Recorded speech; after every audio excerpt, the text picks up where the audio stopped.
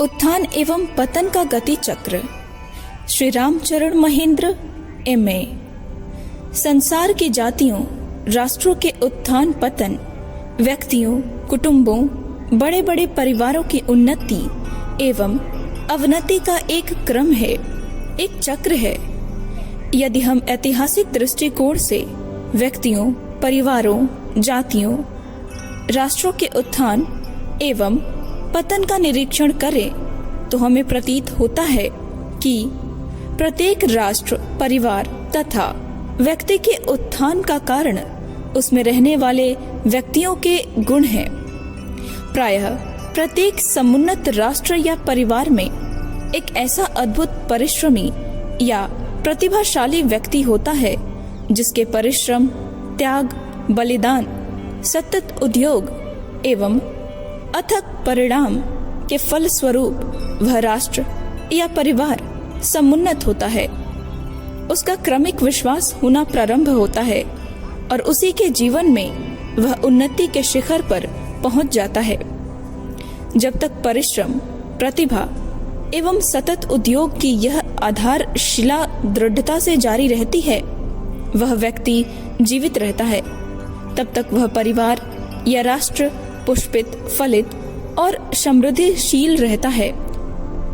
इस परिवार या राष्ट्र की नवीन परिवर्तित सुखद परिस्थितियों में पलकर नई पीढ़ी, राष्ट्र के नए नागरिक, परिवार के पुत्र, पुत्री, बंधु, बांधव इत्यादि अपने शक्तियों को उस अनुपात में नहीं विकसित कर पाते जितना प्रारंभिक युगांतरकारी प्रतिभावान व्यक्ति ने की थी।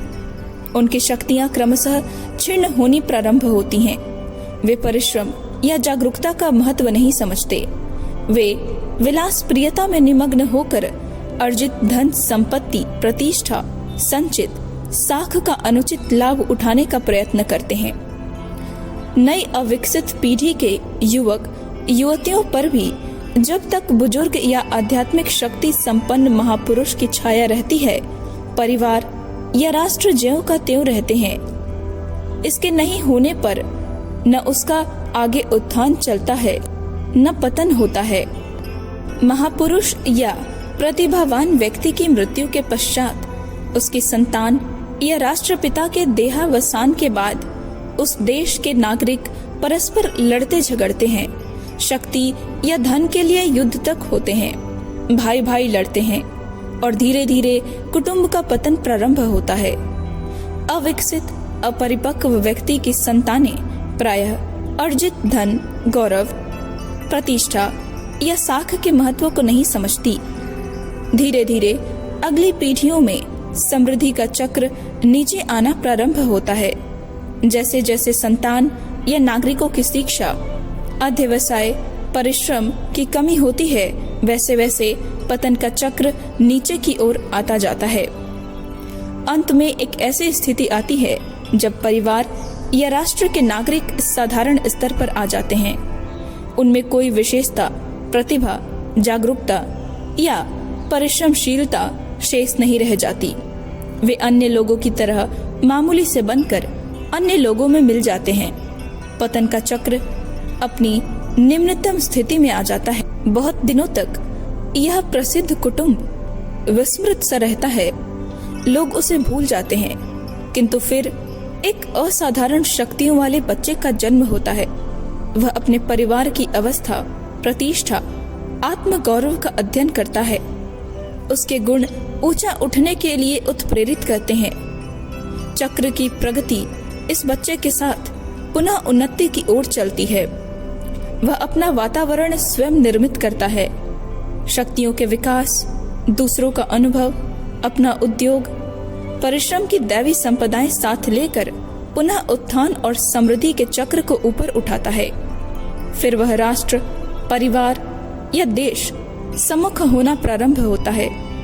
इसी उत्थान पतन के क्रम को देखकर इतिहासकारों ने कहा है, इतिहास निरंतर अपनी पुनरावृत्ति किया करता है। विलास प्रियता, आराम से रहना, गंभीरता से जन रुचि, संसार की प्रगति, अपनी सामर्थ्य या शक्ति का वृत्ति अनुमान न रहना पतन का कारण बनती है। परिश्रम, संयम, उद्योग मितव्ययिता जागरूकता से नियति तक ऊंचा उठता है। जागृति एक प्राकृतिक घटना है।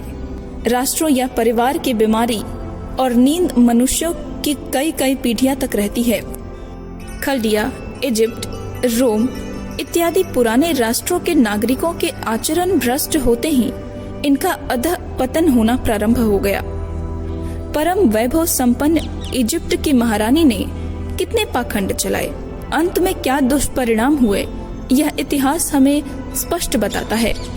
ग्रीक राष्ट्रों में स्त्रियों का प्राधान्य बढ़ते ही वहां के नागरिक विलासी बन गए और राष्ट्र को रोमन लोगों ने जीत लिया। शक्ति, संयम, सदाचार के बल पर रोम प्रसिद्ध हुआ, किंतु आचरण में शैथिल्य आते ही रोम का पतन आरंभ हुआ। भारत के इतिहास को लीजिए।